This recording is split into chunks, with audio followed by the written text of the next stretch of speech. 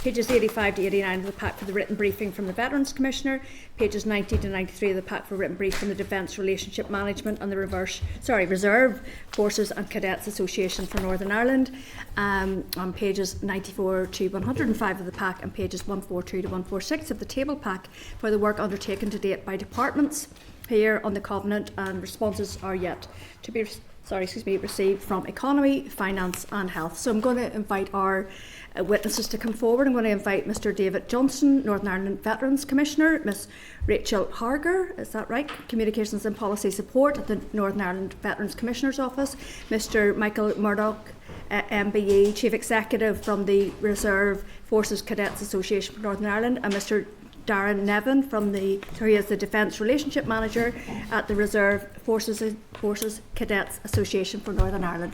What a mouthful. You're all very welcome. Is this your first time before committee? Yes. Well, a special warm welcome to you all today. So thank you very much for making the time to come here today, and I would invite you to make some opening remarks. I'm not sure who is going to go first. I'm going to go first, Chair. Okay, go ahead, please, okay, David. Thank you. So, Chair and members, can I start first of all by thanking you for the invitation to attend this committee today. And I, along with Rachel from the Northern Ireland Veterans Commissioner's Office, look forward to giving evidence today on what is a very important and a very relevant topic, that of the Armed Forces Covenant. I say this for two reasons. I think, firstly, us even being here today is evidence of the progress that is being made in Northern Ireland around the Covenant. And secondly, I think too often there is a misunderstanding of exactly what the Armed Forces Covenant is, and too often there's a misrepresentation of the principles underpinning the Covenant. So to have the opportunity to answer questions is certainly very welcome from my point of view. It would be amiss of me not to point out that the reason that we're even here today is because of the historic vote that was taken in Stormont last November. And I would certainly want to underscore and underpin that was a historic vote, and that motion that was passed here to formally adopt, and I'll quote, in support of service leavers, veterans and their families through the Armed Forces Covenant. And I would like to express my appreciation to all who signed the motion. Paul Frew, Andy Allen, both veterans, alongside the chair here, Paula Bradshaw, and also Timothy Gaston, a member of the committee, and a massive thanks to those four who are willing to sign that motion and start the ball rolling. Also want to thank Johnny Buckley, who was instrumental in starting the process that led to the vote. This vote was a positive, it was an encouraging development for the Armed Forces community, and reaffirmed the principle at the heart of the Covenant that those who serve or who have served and their families should not face disadvantage because of that service. It is about fairness, it is about understanding, and ensuring that members of the Armed Forces community are treated with the respect and consideration they deserve. It is pleasing that since November, that vote, the Department of Health under Minister Nesbitt, the Department of Education under Minister Given, have taken positive steps in relation to the Covenant. I must also recognise the incredible work by the Department for Communities under Minister Lyons, who have fully engaged with my office and others involved in this community, and have set up a dedicated veteran support line administered by the Make the Call staff, and who have also had officials attend 3 of our most recent veteran roadshows. Already there are tangible examples, and perhaps we'll get into that later, of this service helping veterans, which of course is what we're trying to achieve. It's also important to note that the narrative surrounding the armed forces within our community in Northern Ireland is not misrepresented. And as the Veterans Commissioner for Northern Ireland, can I make it abundantly clear from the outset that the Armed Forces Covenant is not about disadvantage or not about advantage. It is about ensuring that veterans are not disadvantaged. It is not about jumping to the top of waiting lists. It is not about receiving special treatment. It is simply ensuring that there is no disadvantage to those that have served our nation. Chair, I fully understand across our province and among members here today, there will be differences of opinions about the armed forces, particularly regarding the Troubles. And I'm very relaxed about those disagreements. This is a free country. And every elected member of this House, and indeed every member of our society, is free to have their own opinion about what happened in the past. But let us never forget that that freedom to have and express that opinion is down to the fact that men and women, Protestants, Roman Catholics, other religions and none, different political persuasions, were prepared to don a uniform and prepared to go to war on behalf of this nation, to fight for that freedom to have an opinion. And the veterans that I have the privilege to represent span from the Second World War through conflicts like Aden, Korea, the Falklands, yes, through Up Banner, but also through conflicts like Bosnia, Iraq, and I was there myself in 2004, and also Afghanistan. And Rachel, my colleague, served 2 tours in Afghanistan. And could I, sort of in conclusion, Chair, just briefly perhaps mention a couple of veterans that I've had the privilege and the honour of meeting over this past 15 months. Norman Irwin, 107 years old, served with the REME in 8 different countries in the Second World War. I met Flight Mechanic Margaret Robertson, 102-year-old veteran who worked on Lancaster bombers during World War II. Captain John Goff, 101-year-old veteran, fought with the Irish Guards on Operation Market Garden in Holland, 1944. Lieutenant Commander George Spencer, just recently, 100-year-old Royal Navy veteran who helped ferry soldiers to the beaches of Normandy in 1944. They're some of the veterans that we're talking about when we talk about the Armed Forces Covenant and not disadvantage. I also want to mention Sergeant Glenn Espy, Ulster Defence Regiment. He was shot on 2 occasions by terrorists and survived, and plays a very positive contribution to the veteran community. But lastly, Rosie Rothbottom. She was a combat medic in Afghanistan. She did a podcast with me. She treated every injury imaginable, including a quadruple amputee, American soldier who unfortunately she was not able to save his life. Rosie now works as a paramedic in our National Health Service here in Northern Ireland. So this is the type of veterans that we're talking about, and I believe society in Northern Ireland owes these veterans respect. They, like all veterans, should be able to benefit from the Armed Forces Covenant like every other veteran in the United Kingdom. In conclusion, I do not believe that in 2026 any section of our society should be discriminated against based on their career choice. And it is my hope that today, as we answer questions, that there will be a better understanding of what the Armed Forces Covenant is, a greater realisation of how it helps veterans and their families, and above all, how it provides recognition and respect for veterans that they deserve. Thank you, Chair. Thank you, David. Michael, do you want to make some opening remarks? I will. Thank you, Chair. Thank you. Chair, good afternoon, members. Good afternoon. As the Chief Executive of Reserve Forces and Cadets Association for Northern Ireland, I want to thank you sincerely for allowing us to be here today to talk to you and to answer questions. RFCA is an arm's length body of the Ministry of Defence, and we support reserve forces and cadet youth movements across Northern Ireland. We manage the infrastructure for the cadets and the reserves, and we deliver logistic and administrative support to the cadets. We also advise the Ministry of Defence on regional issues and act as a regional engagement body on behalf of Defence. We engage with public bodies, industry, businesses, charities and community groups, and we also support delivery of the Armed Forces Covenant. I want to emphasise, and the Commissioner has already mentioned this, the first principle of the Armed Forces Covenant states that those who serve in the Armed Forces or have served in the past and their families should face no disadvantage compared to other citizens in the provision of public and commercial services. And the Covenant disadvantage is disparity relative to others in comparable circumstances in the UK civilian population arising from service. And finally, just 2 points. Signing the Covenant pledges is a promise that organisations voluntarily implement.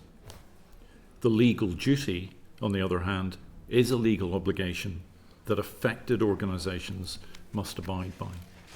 I'd just like to hand over to Darren for a few comments. Thank you. Okay. Go ahead, please, Secretary. I just realised I hadn't asked Rachel. Go ahead, Darren. Thank you, Chair and members. My name is Darren Niven, and I am the Defence Relationship Manager for Northern Ireland. Defence Relationship Management is embedded within the Reserve Forces and Cadets Association, and our role is to act as a trusted single point of contact between defence and employers. In practical terms, we build relationships that increase awareness and understanding of the Armed Forces community, support reservists in balancing their employment with their military commitments, and provide organisations with a route to engage with defence. A key part of my role is supporting organisations who wish to make a voluntary Armed Forces Covenant pledge. This includes guiding the organisation through the process of making that pledge, helping them understand the Covenant, supporting them to develop practical and proportionate commitments appropriate to their circumstances, and maintaining an ongoing relationship following that pledge. Today, over 14,000 organisations across the UK have signed the Armed Forces Covenant. The policy for the Armed Forces Covenant is owned by the Central Policy Team within the Ministry of Defence in London, and they are responsible for leading its development and implementation. But the Covenant is designed to ensure there is no disadvantage because of service to reservists, veterans, those that have served and those that serve, and their families. Thank you. Okay, thank you. I just realised I should have declared an interest. My son's technically a veteran. I actually had to look up the definition there. He is, even though he feels too young to be termed that way. So thank you so much. Rachel, do you want to add, or do you want to maybe contribute as you go along? I'm happy to contribute as we go along. Okay, thank you so much. Okay, and just really on that point around the point we're now 28 years on from the Good Friday Agreement, and this issue of moving on, and us as legislators here in this Northern Ireland Assembly, our role in terms of reconciliation, parity of esteem, respect, etc. And I'm just wondering, what could we be doing more at this Assembly to sort of not put the past behind us in terms of our troubles, but move forward with mutual respect in terms of how we see the armed forces as a force on the world stage to protect people and protect our democracy, for example. Do anything else?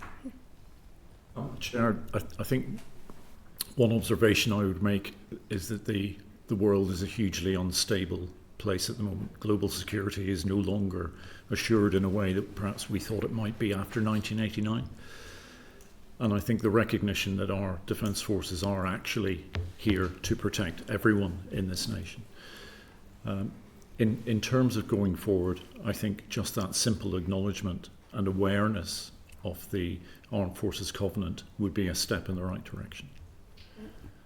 Anything to add? I'll just comment that from the veterans' perspective, and obviously the Covenant obviously is relevant to serving members of the armed forces, and then veterans, obviously my remit is for the veterans.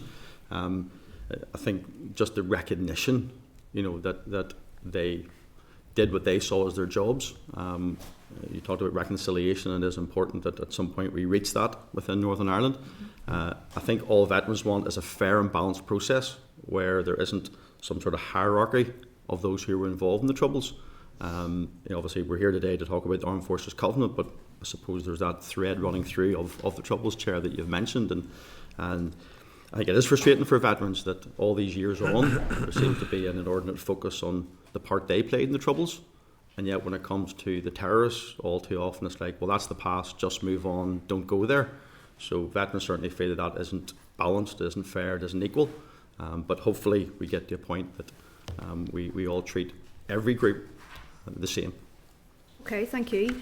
So you've mentioned there around the motion that passed in the chamber, and you'd also mentioned, for example, the work that the the health department, for example, is looking at. And I'm conscious of the issue of mental health, the post-traumatic stress disorder, etc. What do you think? How do you think that's working in terms of support for veterans or even families who are living here, any servicemen are living here, in terms of that support that's needed based on the particular circumstances that they've found themselves with ill mental health? I think a lot has changed over the last 5 years, and certainly October 2023 was a changing point for Northern Ireland veterans, whereby the former UDR and Royal Irish Home Service Aftercare Service became, as was then, the Veteran Welfare Service for Northern Ireland, which included service people from all services, RAF, Navy and Army, all branches, so it wasn't restricted to just home service personnel, which was massive, because it meant myself, if I had an issue from having served with the Royal Military Police, I could go and I could seek the support that we have. So that was a mild change moment. Now the Veteran Welfare Service is funded and provided through the Ministry of Defence. Now one of the sort of contracts that they have is they have a mental health contract which mirrors in essence some of the provisions of the UK mainland through Op Courage as an example, whereby a vetted counsellor, which is important because if you go into a health service counsellor and you don't know their background, it's very hard as a veteran to open up about what's going on. So having somebody that understands the background that you're coming from is really important, which is, I just want to touch briefly upon the Department of Communities in opening up their veteran support line. Their staff undertook veteran training before doing so. So you know who you're speaking to. That's really, really important because it breaks down the barriers and it means a veteran can then access the help that they need. I would argue that in regards to, we don't want to put, as a veteran, I'm speaking as, we don't want to put any extra burden on the health service, but especially where there's a system already exists to get the bespoke help that you need, and also in collaboration with other service charities as well. But my question would be, does the Department of Health know what services, veteran services in Northern Ireland can offer, so that if they can't provide the necessary service that that veteran may need, bearing in mind everyone is bespoke, they at least can be directed and provided with and contacted with the correct service. Thank you. Maybe that's something we can chase up on. Just one further one for me, and that's really about I think it's maybe yourself, David, had mentioned there around not to be discriminated against. And I'm just wondering what happens if, whether it's a serving or a veteran, feel that they have been discriminated against in trying to access public services. Have you got some examples of where that's happened, and what is the recourse for them if they feel that they have been disadvantaged? Yeah, I think that actually probably with a personal experience of someone who served in terms of full time, would that maybe better for you to take that one?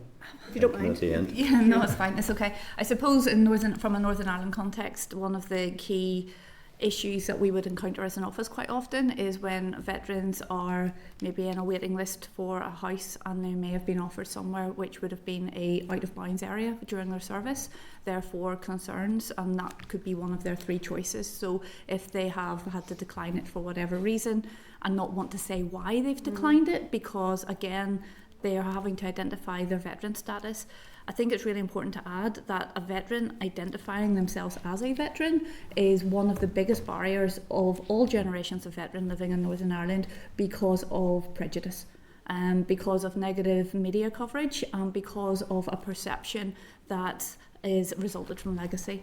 I'd make the point that I was too young to vote in the Belfast Agreement. I was 17. I grew up in the Troubles, but I was never part of Loch Banner.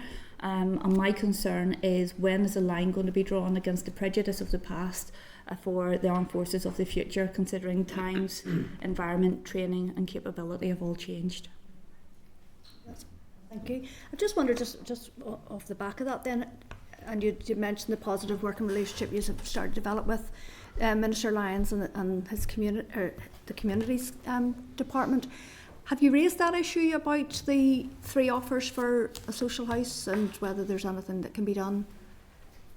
Yeah, so they're one of the examples we were able to give the department when we sat down and tried to identify where are the gaps. And sometimes veterans just aren't aware of what they actually can access. So there's always a couple of different sides of the coin. There's some veterans out there who say there's nothing for us, we're forgotten.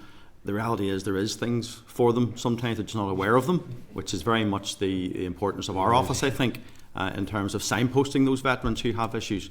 But we were able to sit down with, I think at one stage, about 9 staff from DFC, and we actually took a whiteboard and we went through the gaps, we went through the issues that veterans face, and even just recently there, I can give more detail later, but on a Friday we got an email from a veteran chair who had a housing issue, PTSD. There's a lot of noise in their apartment. They rang the housing executive, couldn't get any help, contacted our office on a Friday.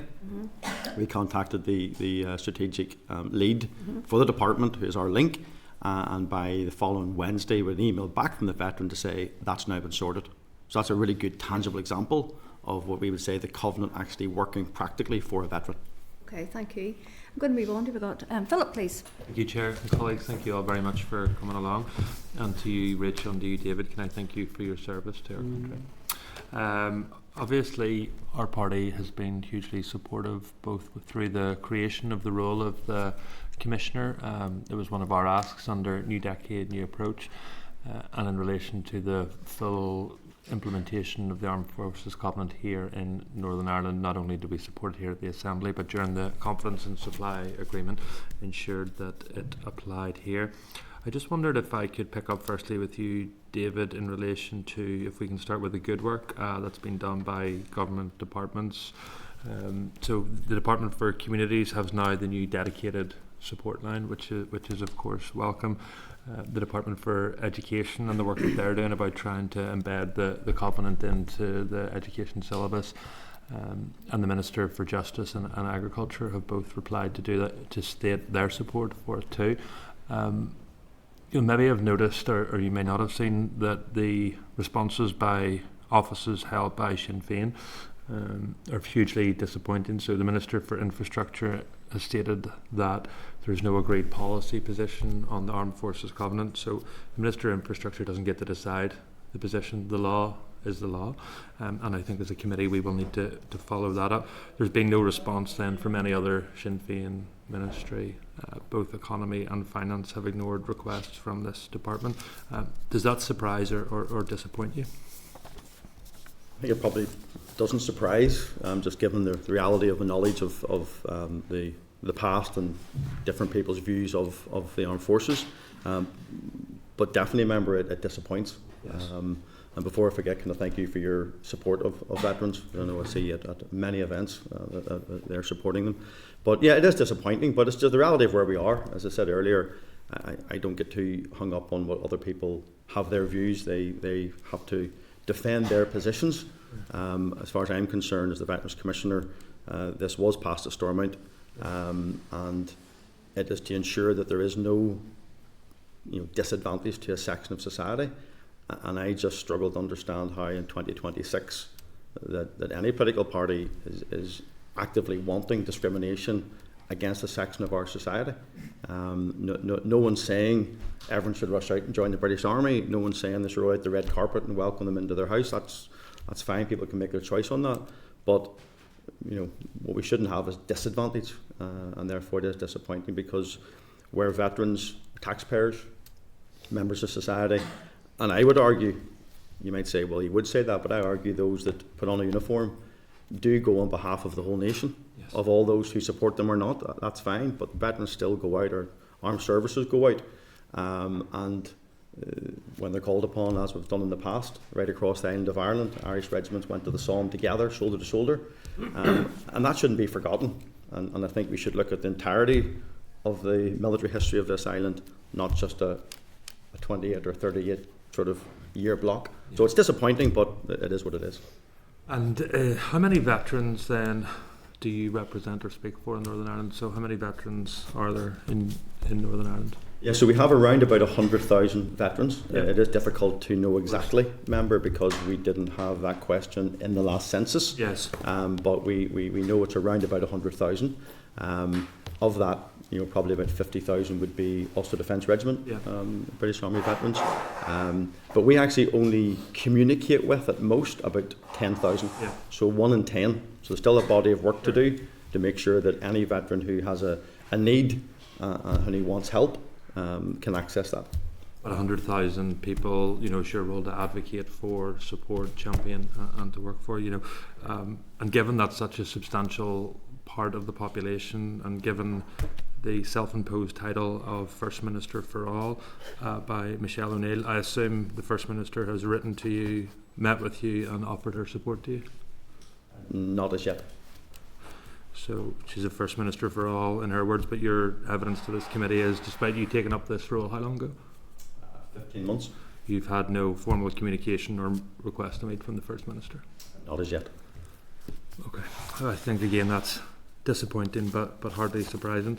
And if we look at why we need the Armed Forces Covenant here in Northern Ireland, as you rightly say, David, it's not about advantage, it's about equality, and we often hear about the need for equality and parity of esteem in Northern Ireland. So for veterans, they deserve nothing less than that.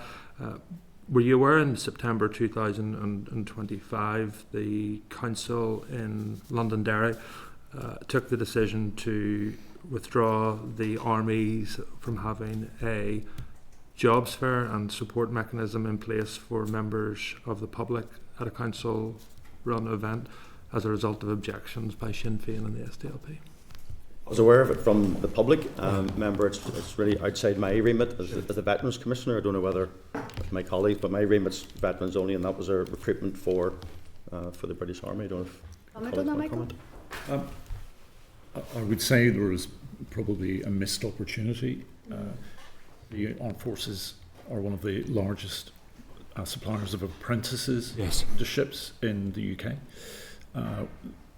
The fair was about job opportunities, and a huge employer, a huge organisation with apprentices missed an opportunity, and the people who were at that fair missed that opportunity. As a result of political opposition. Okay. And then all politics is local, so I just want to pick up in terms of cadets. So Dunmore Cadet Base in North Belfast has for generations provided vital space and role for our communities to come together. There is some uncertainty in relation to the future of that barracks. Could you just outline the plans for that to ensure that that squadron continues to have a presence in North Belfast? The intent is to maximise the infrastructure that we do have across Northern Ireland. Budget is not is finite, and actually there are certain parts that of across Northern Ireland where we're not best placed, and at the moment in Belfast in particular we have got more space than we need and not necessarily in the right place. So at the moment the intention is to provide the best level of infrastructure that we can for both reserves and cadets. And Dunmore, as you rightly say, has been there for a very long time, and we have better opportunities towards Sunnyside Street to invest in the larger site in Sunnyside Street, and that's the intention, to then, if it's confirmed, move the squadron of reserves down to Sunnyside Street. So North Belfast, one of the most socio and economically deprived constituencies in Northern Ireland, that squadron provides the opportunity for young people who may be out on an interface instead, young people who don't have maybe a father figure in their lives to provide discipline, they don't have someone who instills the importance of education or provide employment opportunities. And we're going to take that away from them and say, but don't worry, you can take 2 buses because your family can't afford a car, and you can get a bus to the city centre as a young person on your own, and travel up the Ormer Road, which is probably not the safest place for a young person to travel in a... Excuse me, please respect my constituency. No, I do respect your constituency, but I can't imagine, Chair, that if a young person walked up the Ormer Road in a cadet uniform that everyone would be warmly welcoming of them. So that's your answer to those young people? No, that's not my answer to the young people. What is then? So, just talking about reservists first, just to focus on the reserve element. So, reservists travel. I know that, but in terms of the cadets? In terms of cadets, our intent for the cadets specifically is to invest. So, the cadets, we're not asking them to move to Sunnyside Street. And more will be kept? No, not definitely, and at this point, unlikely. But what we intend to do is invest in a better site for the cadets in the North Belfast area, so that we are giving them a better infrastructure than the one that they're currently in. And that is currently underway so that we can find the best location for cadets, not too far from where they are. But we would never ask, and we actively don't encourage and stop cadets from moving around where they would be put in a position of any risk or danger. And that's Dunmore's cadets to close when? Or stop being used for cadets? Probably sometime in 2027, but we haven't tendered any contracts yet for the work that we're going to do. So what we don't want to do is put them in a position where they've got nowhere to go. Yes. So we want to facilitate a location for them before we close anything else. Have you found any location for them yet? So we have a number of locations that we're looking at, and it's largely a cost and benefit analysis that we've got to do.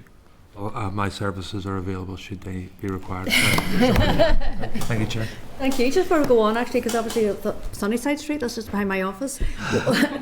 What is happening there? What are you saying then? Just going to expand it or regenerate it, or? So the intent, Chair, is that we will regenerate it. It will not expand at all, and for the public, they will largely not see any change. However, on the inside, we want to spend money to refurbish it, to make it more suitable and more modern for reserve forces and for the cadets that go there as well. Thank you. Deborah, please. Thank you. Thank you for coming to the committee today. And I just want to place on record, like my colleague Philip Brett, a huge thank you for the service of veterans here in Northern Ireland. And David, it was really humbling to listen to the accounts of those veterans, 100 years of age and what they have done for our country. And I think it can't be underestimated the fact that we're able to sit here today, have a democracy, thanks to those men and those women. So we owe them a great deal of gratitude. And I think what we're discussing here today is just a drop in the ocean in terms of what we could do for the veterans that have given a lifetime of service to our country. So I want to place that on record, and thanks to yourselves for all of the work that you do in terms of the heavy lifting, in terms of lobbying for the veteran community. We see it as political representatives, so I just want to place on record thank you to yourselves for the work that you're doing, because we're now seeing the tangible aspects of that through government. And obviously we've touched on the positives, and like my colleague there had said, the phone line and things like that are all positive aspects. I just wanted to ask you in terms of what work do you think, or what quick wins, so to speak, could you see in terms of furthering that in departments? We have the disappointing response from the Department of Infrastructure, and transport and connectivity, particularly if you're a disabled veteran, is really important. And I think it's disappointing that we don't see those elements reflected in what's coming back from the department there and from the Minister. Can you maybe reflect firstly on how that maybe differs from the rest of the United Kingdom and here in Northern Ireland? Because I think there are some disadvantages there maybe for veterans in that respect, but maybe you can touch on that. Yeah, no, that's a really good question, member. And again, can I thank you for your support of veterans. I was in your constituency last week on the walk from in your area. It's a really good question you asked for this reason. There isn't one standard of covenant delivery across the United Kingdom. And if you were to talk to veterans perhaps in the north of Scotland or in the rural areas of Wales, they would have some of the same frustrations that perhaps some veterans here have. And then those perhaps in larger cities have different concerns. So while there may be some things you could point to that say, well, a veteran in Northern Ireland is slightly disadvantaged than a veteran in England, Scotland and Wales, there are also some aspects that we're probably actually better than other parts of the United Kingdom. I think it's important to get that balance. I think where we have had a degree of success is, given the nature of our politics here in Northern Ireland, what we've had to do within the veteran space is work from the bottom up, where elsewhere in the UK perhaps it's more top down from Westminster to local authorities, implemented down to veterans. We have had to find other solutions, which has tended to be in the private sector, third sector charities, and we have an excellent group of third sector charities who, if you like, have stepped into the gap that has been the result of the situation at Stormont and done their best then to bridge that gap and to deliver for veterans. But certainly in things like infrastructure, that's not something that a third sector charity can solve. obviously the aspiration would be, the utopia would be, we get to a point that every political party is happy not to have disadvantage, and then it doesn't matter what someone's career has been, that they access the same services, help, support as every other member of society. So if you don't mind, I'm going to stay on infrastructure just for a moment, because I obviously represent Fermanagh and South Tyrone, which is very rural in nature, and through the work that I have in my constituency office, through talking to veterans that are in my area, access to public transport, access to connectivity in that format is very difficult, as is for anybody in my constituency. But if you're a veteran and you're needing to get to your mental health appointments, if you're needing to get to your health appointments and all of that, that can be quite difficult and challenging. And you touched on, Rachel, you know, the fact that veterans need to trust people. That's a huge element, particularly when you're going to maybe difficult appointments. So I suppose in terms of infrastructure, have you put forward any plans that you would like to see to the Infrastructure Minister? Have you met with the Infrastructure Minister? Have they engaged with you? What aspects would you like to see specifically there, I suppose?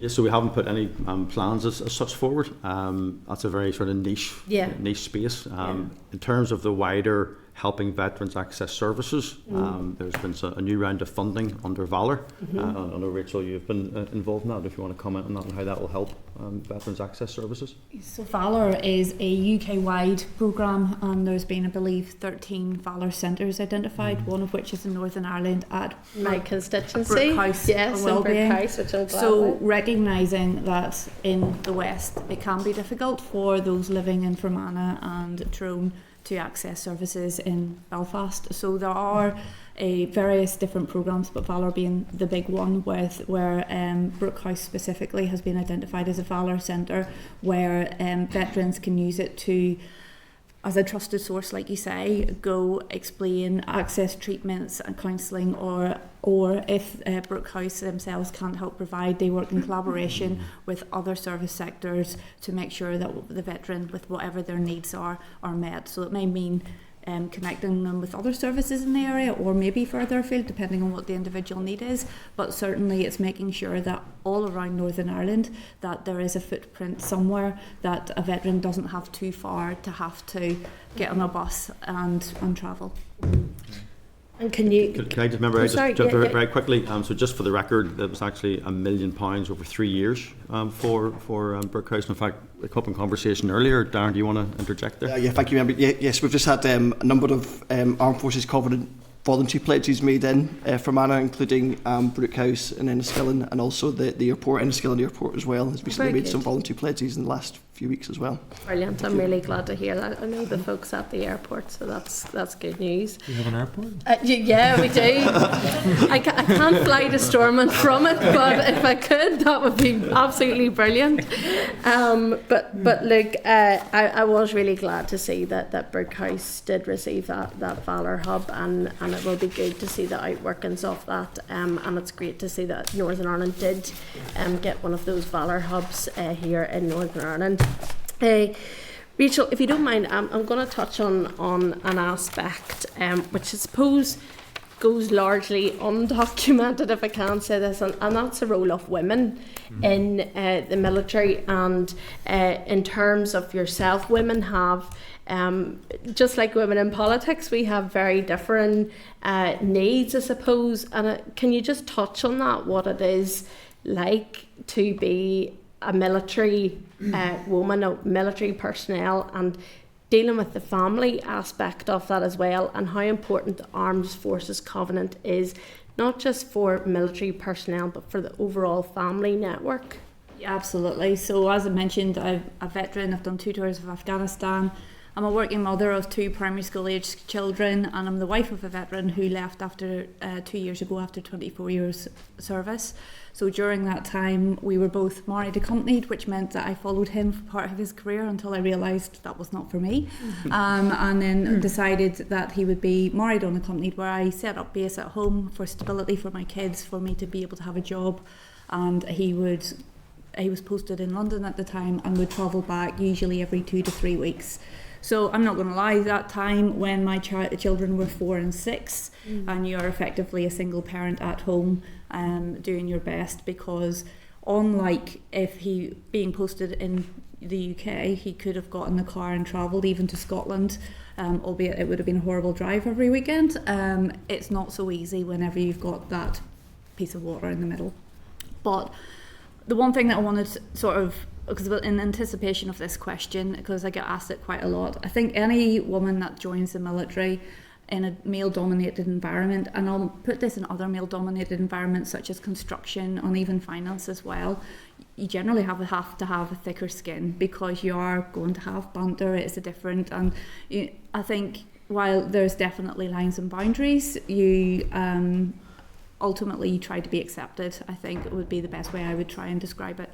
But having said that, I had a really good military career. I worked with amazing people, and whenever I was out in the ground in Afghanistan, being the only female on the ground, I felt like I had 40 big brothers. So I am not going to say that every female that serves is a victim of any kind of misogyny, because it's not the case. You do witness it. Sometimes you might get it in a mild form. Other people have worse experiences. I acknowledge that.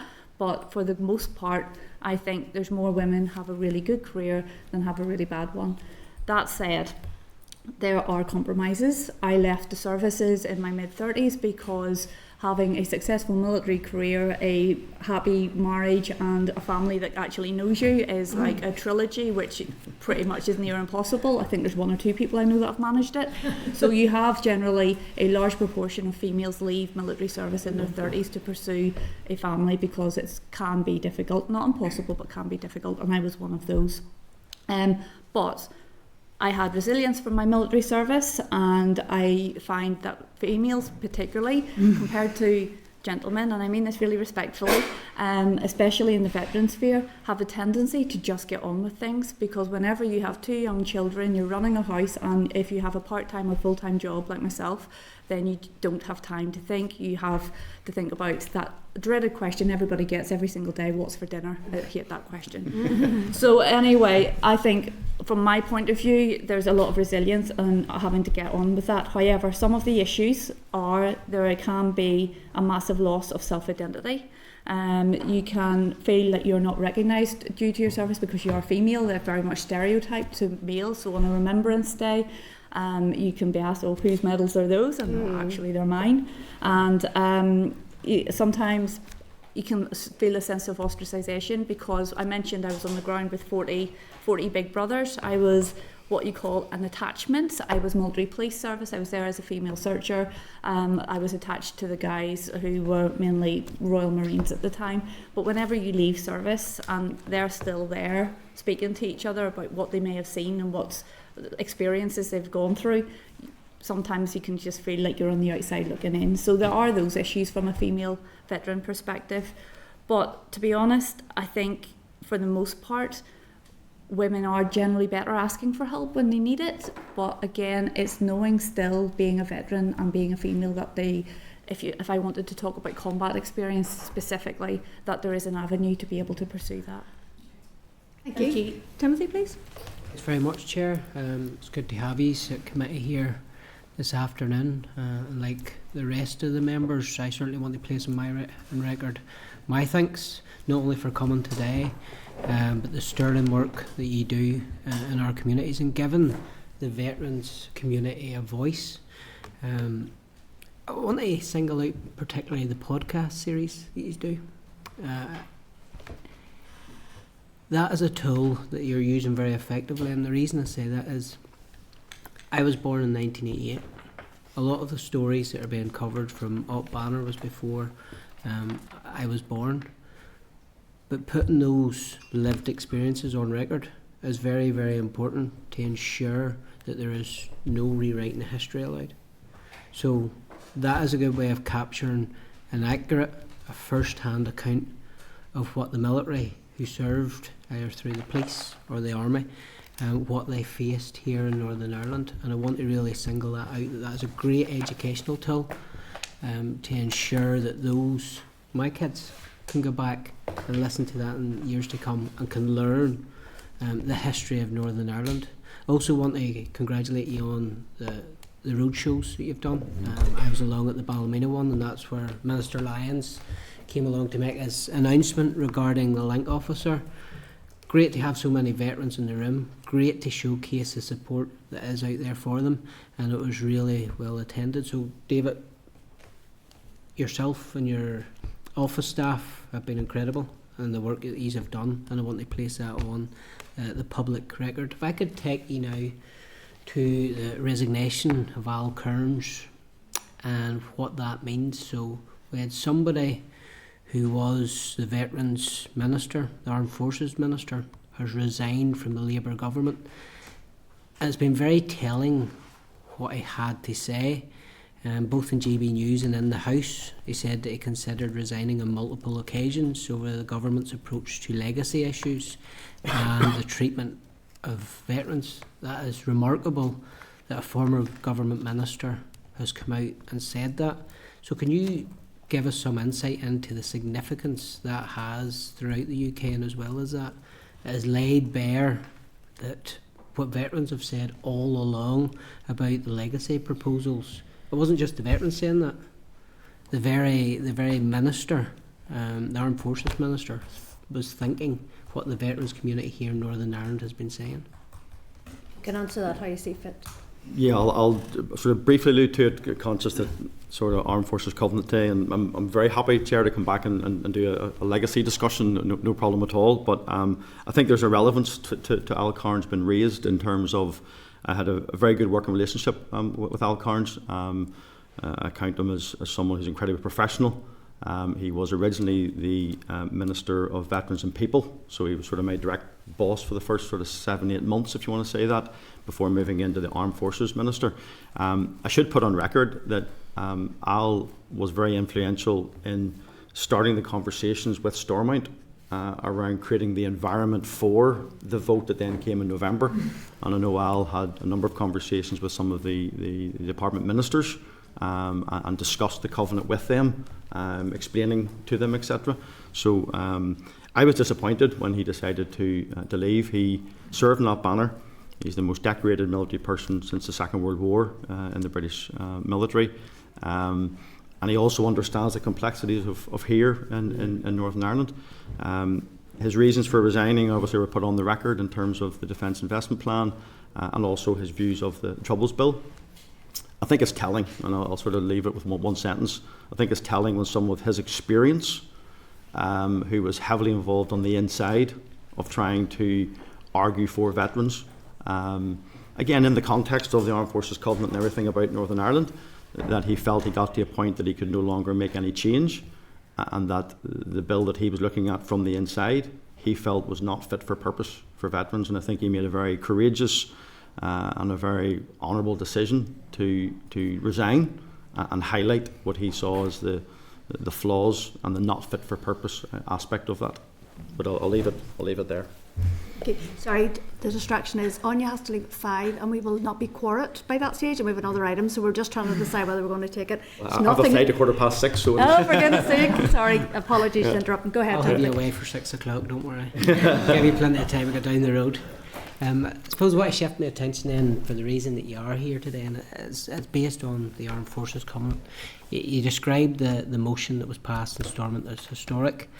Certainly has had a lot of significance, has a lot of benefits, and we have tangible differences already being enacted through that. Ideology still reigns supreme within the executive, in that you have unionist ministers very much engaging, seeing what they can do, following the will of the Assembly. But you have Sinn Féin on the other hand, who still don't want to recognise the service that many veterans have given to their country. What engagement have you had with the First Minister and Deputy First Minister's office? So we heard earlier on that the First Minister hasn't reached out to yourself. What role do you see them playing and ensure that we can move on and that the Covenant is enacted here in Northern Ireland? Because essentially you're sitting at the scrutiny committee for the First and Deputy First Minister. Yeah, no, I think that's a very relevant question. Again, before I forget, can I thank you, Member, for your support of veterans? And we regularly attend our events, and you were there for George Spencer at his 100th birthday. When we discuss the current situation in Stormont with the Ministry of Defence, Office of Veteran Affairs, and indeed the Min VP Armed Forces Minister, what we're told is that when they send emails and correspondence regarding the Covenant and the legal duty, that it is noted as received by the Office of First and Deputy First Minister, and that's it. It effectively goes into a black hole. There's never any correspondence back to the MOD, the OVA, and the government departments. So yes, that is disappointing, but that is the reality. So in terms of engagement, unfortunately, there is none officially from the office. Hopefully in the future that will change, because I think the position is a little bit untenable and very difficult to defend in 2026, given the huge contribution that the armed forces make here in Northern Ireland. You go back to the COVID times, and we relied as a society, on the military stepping forward and helping with vaccinations. On the one hand, to accept that help from the armed forces when we need it, but then to pretend they don't exist when it suits, I think is not defendable. But how do we just move forward doing what we can do? And I suppose our system of government allows for each department to have a degree of autonomy, and therefore we've been able, with those departments who are willing to engage with us, to make positive progress. And I think we'll just continue to make what progress we can, and hope that eventually we get to a point that veterans are not discriminated against.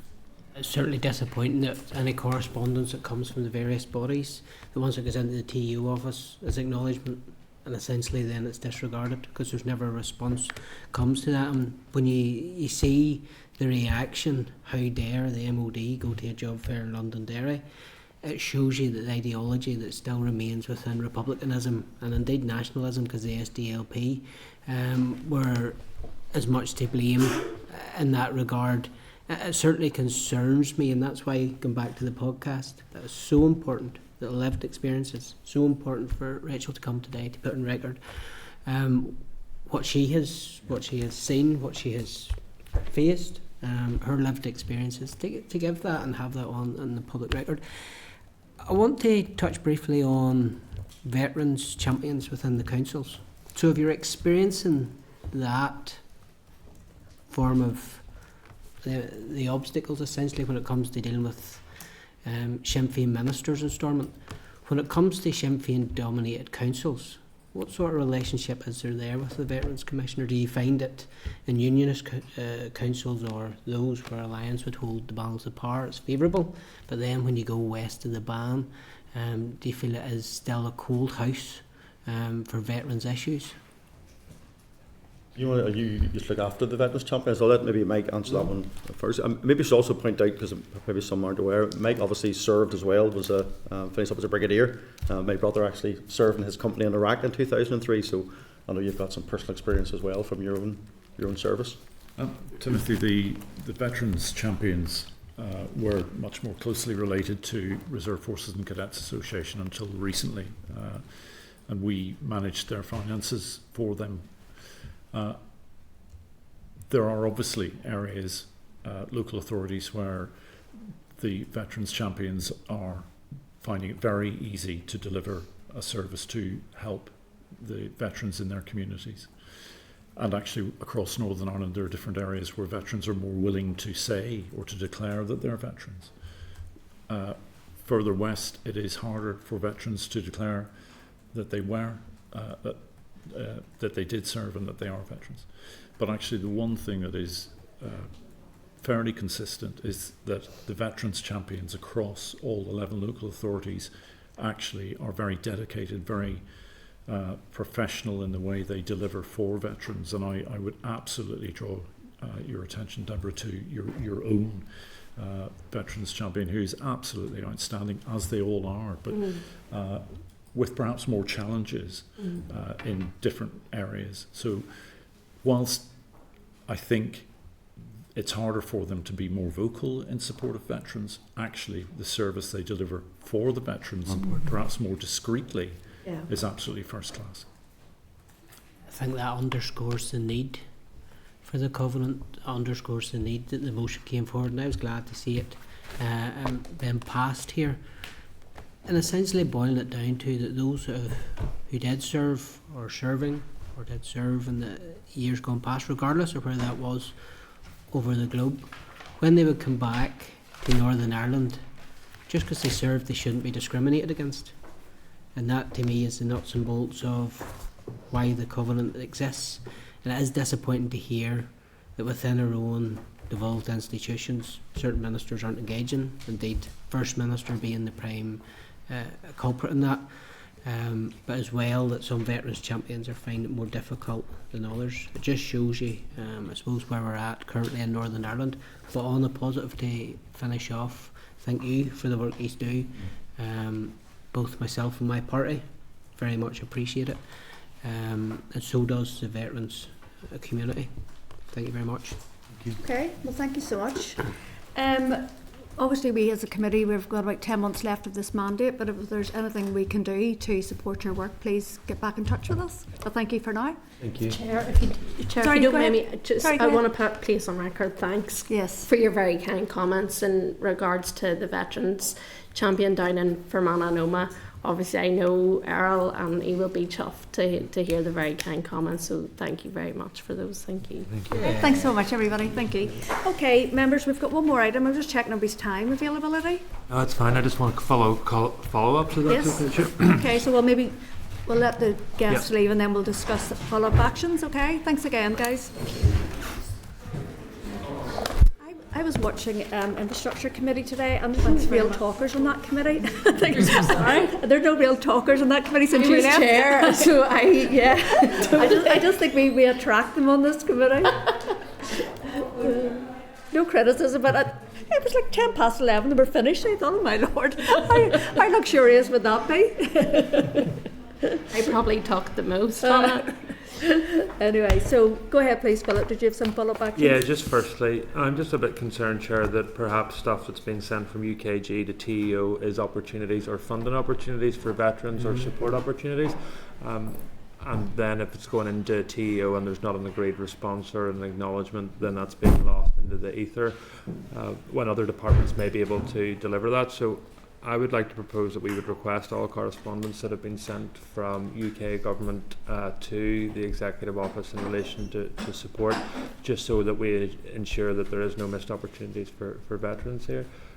Secondly, I would also like to propose that we as a committee would write to the First and Deputy First Minister requesting that they meet with the Veterans Commissioner. Obviously the First and Deputy First Minister have met with the Irish Language Commissioner, the Ulster British Commissioner and the Director of the Office of Cultural Expression. So I don't see any reason why the First and Deputy First Minister haven't met with this Commissioner too. So those would be my two proposals, Chair.